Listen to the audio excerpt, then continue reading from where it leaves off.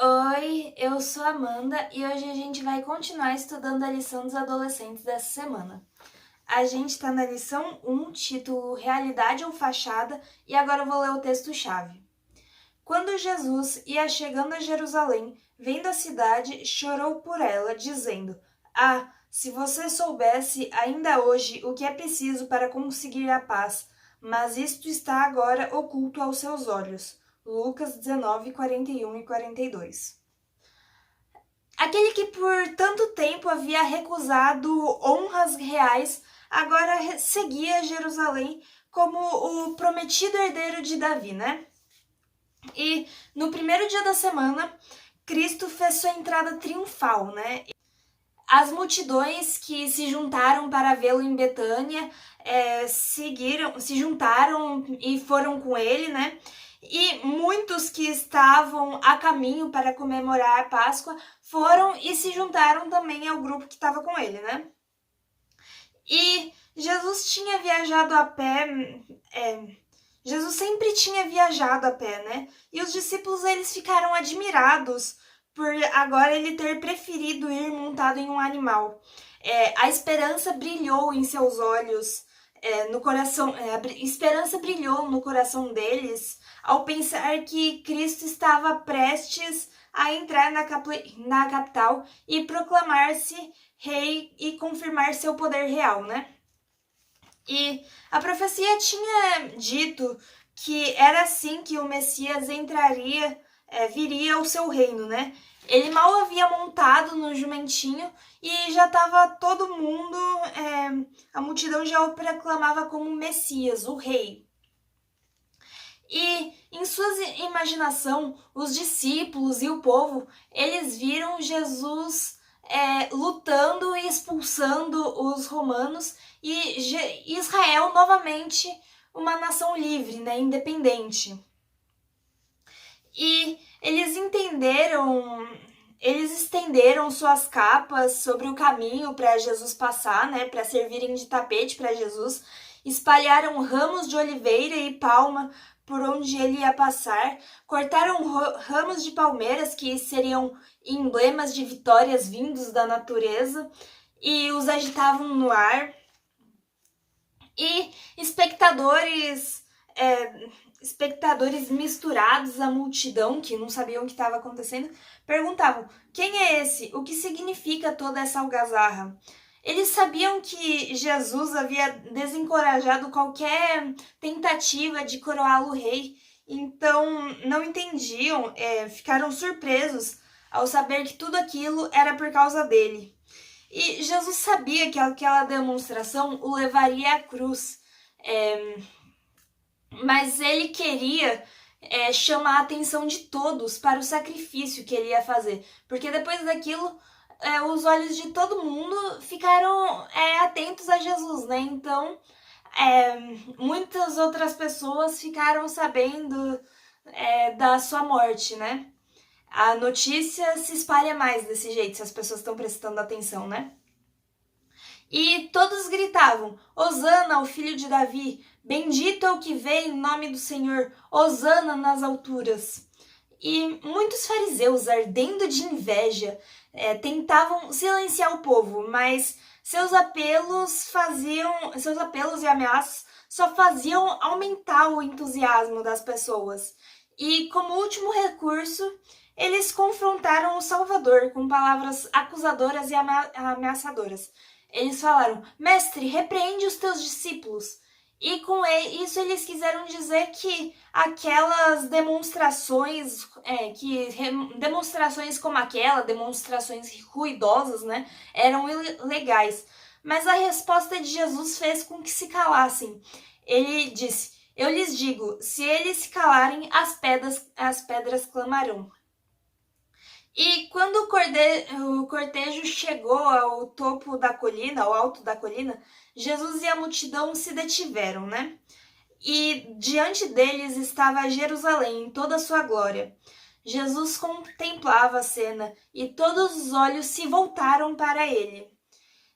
E com surpresa e desapontamento, eles viram seus olhos se enchendo de lágrima e os seus lábios tremos emitiram um gemido de angústia, como se viesse de um coração despedaçado.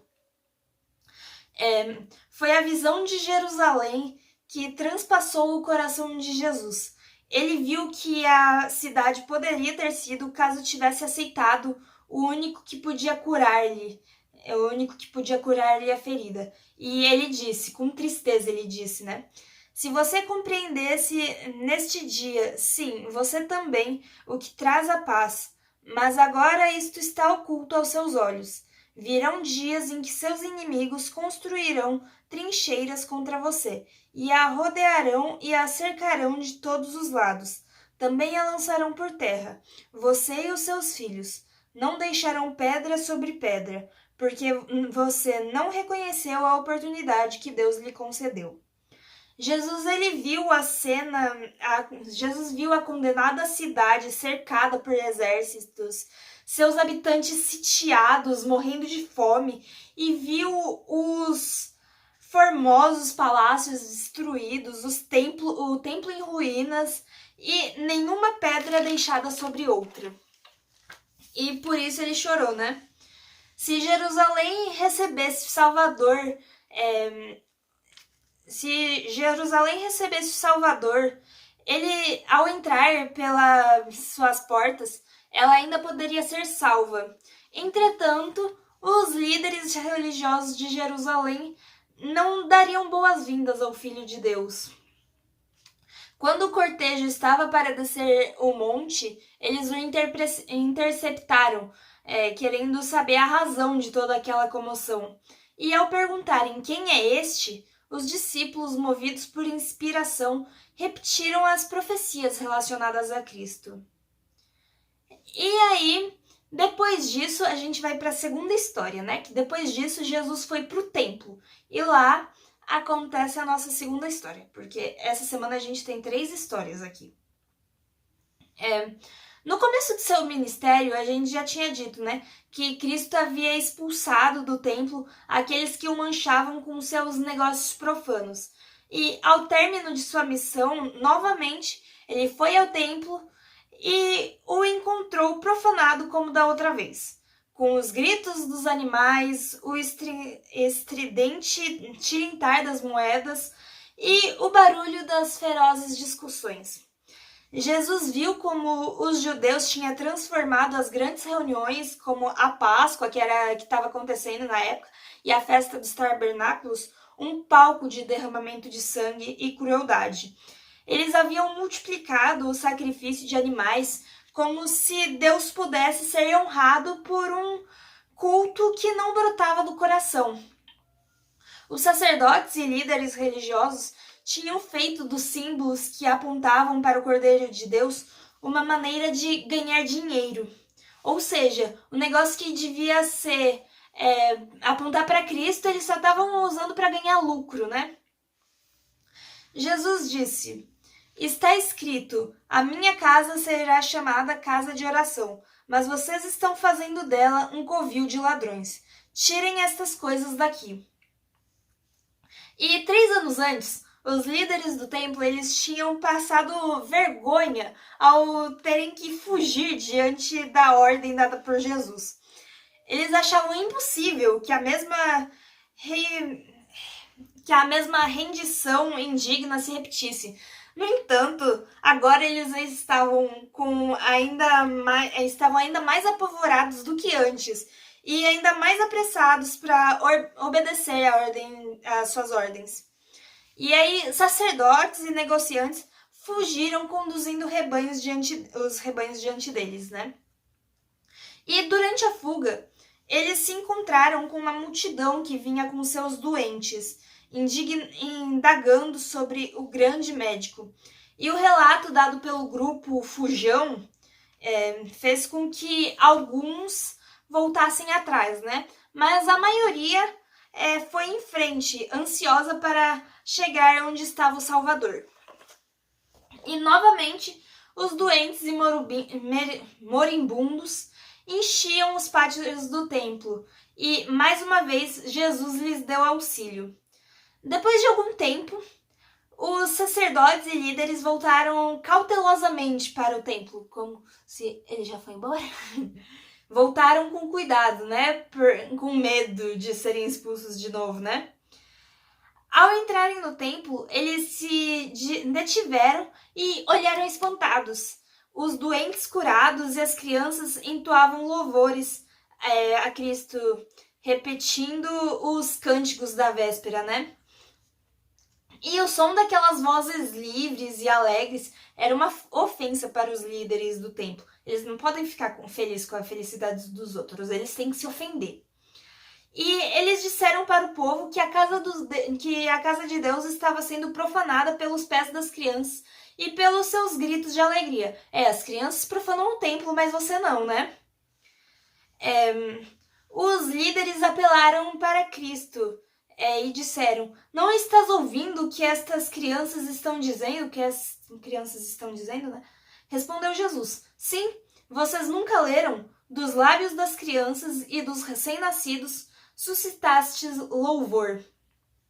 Depois disso, Jesus foi para Betânia e passou a noite inteira orando, né? E de manhã foi outra vez para o templo. Aqui já é a terceira história, né? Mas é bem curtinha. No caminho, ele sentiu fome e, vendo à distância uma figueira com folhas, ele foi ver se encontraria nela algum fruto. Só que quando ele se aproximou dela, ele não encontrou nada, a não ser folhas, porque não era tempo de figo. Aquela árvore, ela já estava coberta de folhas e prometia bons frutos. Contudo, a aparência era enganadora. Jesus nada encontrou a não ser folhas, como eu já disse, né? Cristo amaldiçoou a figueira para que ela secasse, né? E a figueira estéril, os discípulos, eles estranharam essa atitude de Jesus, porque não era comum dele, né? Mas ele tinha um motivo para isso. A figueira estéril era um símbolo da nação judaica, e os judeus alegavam ser mais justos do que qualquer outro povo. Mas o amor pelo mundo e a ganância os corromperam. Eles fizeram um espetáculo ao estender seus ramos para o alto, fazendo com que parecessem exuberantes e bonitos aos olhos, mas nada tinham a não ser folhas. Tinham um monte de folha, mas não tinha nenhum fruto, né? E a religião judaica, com seu magnífico templo, de fato impressionava por sua aparência externa, mas carecia de humildade, amor e obediência. E Jesus, ele amaldiçoou aquela figueira para dar uma lição, né, pro povo. E por hoje é só, né? A gente se vê de novo amanhã.